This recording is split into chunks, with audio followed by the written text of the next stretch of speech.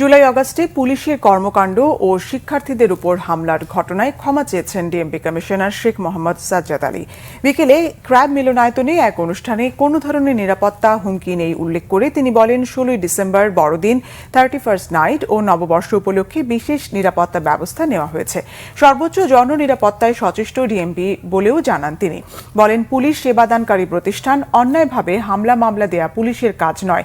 যারা 5 আগস্ট পরবর্তীতে অন্যায়ভাবে হামলা মামলা করেছে সবাইকে বিচারের আওতায় আনা হবে। পরে ক্র্যাব সদস্যদের সন্তানদের মাঝে শিক্ষাবৃত্তি ও সদস্যদের বার্ষিক ক্রীড়া প্রতিযোগিতায় বিজয়ীদের হাতে পুরস্কার তুলে দেন ডিএমপি কমিশনার। গত জুলাই আগস্টের ধ্বংসযজ্ঞ এবং নানা ধরনের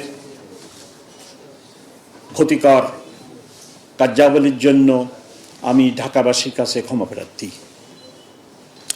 আমরা ঢাকা মেট্রোপলিটন পুলিশের সদস্যবিন্দু নতুন করে ঢাকাবাসীকে সেবা দেওয়ার জন্য প্রতিজ্ঞাবদ্ধ হয়েছি। আমি আশ্বস্ত করতে চাই, আমার যারা সহকর্মী আছেন তাদেরকে সঙ্গে নিয়ে এবং আপনাদের সাহায্য সহযোগিতার নিয়ে ঢাকাবাসীর জান ও মালের হেফাজত করে যাব।